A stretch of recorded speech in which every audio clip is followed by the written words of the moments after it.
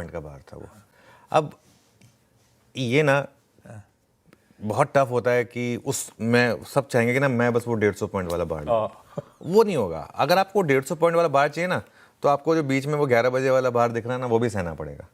तो पॉइंट ये है सारा का सारा कि हम में से हर कोई यही चाहता है ना कि एकदम बॉटम पे मिल जाए और टॉप पे भेज दें। ऐसा होता नहीं है मार्केट में। तो मार्केट रिवॉर्ड कर रहा है उनको जो बने हुए मोर और लेस। खैर वैसे आज से थोड़ी सी एक सूनी सूनी फीलिंग आएगी, ट्रिगर खत्म हो रहे हैं आज तो। खैर फिर भी हम थोड़ा सा रिएक्ट करेंगे। जो बचे हुए नंबर थे जो 14 तारीख को दोपहर को आने थे नंबर्स, और मार्केट क्लोज होने के बाद जो आए उनके नंबर्स पे हम आज भी रिएक्ट करेंगे।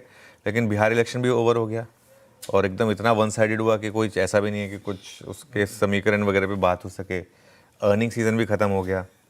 अब मार्केट के पास हम डिस्कस कर रहे हैं, कोई बड़ा ट्रिगर नहीं है। अब अगला बड़ा ट्रिगर यूएस ट्रेड डील का है।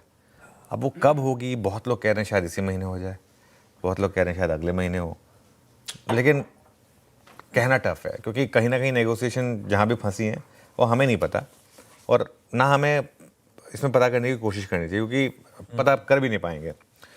तो अप्रोच क्या रहेगी? अप्रोच ये रहेगी कि जिस समय वो ट्रेड डील अनाउंस हो उस समय आप मार्केट में है या नहीं। मेरे ख्याल से उस समय आपको मार्केट में होना चाहिए। उसका तरीका यही होगा कि आप एक रीजनेबल स्टॉप लॉस के साथ अब निफ्टी में लॉन्ग रहें।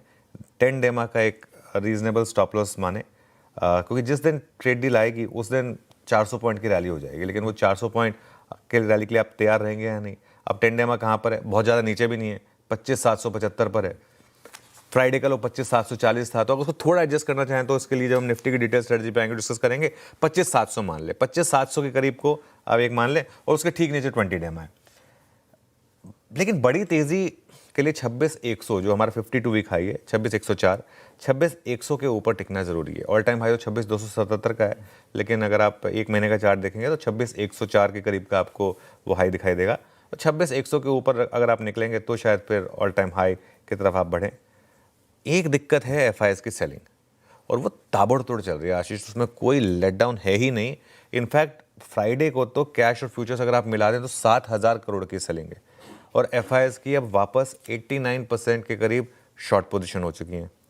तो अब ये बेसिकली मेन चीज़ ये होगी, ये देखना कि ये जो शॉर्ट्स हैं ये सही पड़ेंगे, इनको कुछ वाकई में अंदेशा है, या फिर जैसे अक्टूबर के सेकेंड हाफ में आपको याद होगा एक बड़ी वाली शॉर्ट कवरिंग हुई थी एग्जैक्ट 15 अक्टूबर से 28 अक्टूबर के बीच में एक बड़ी शॉर्ट कवरिंग हुई थी। अब देखते हैं नवंबर के सेकेंड हाफ में, क्योंकि ट्रेंड वही रहा है ऑलमोस्ट। नवंबर के इसमें वही शॉर्ट कवरिंग होगी या नहीं होगी। साइंस तो बन रहे हैं, लोअर लेवल से थोड़ी बाइंग आनी शुरू हुई है। अब देखते हैं कि यहाँ पर शॉर्ट कवरिंग या फिर कुछ और। इंटरेस्टिंग।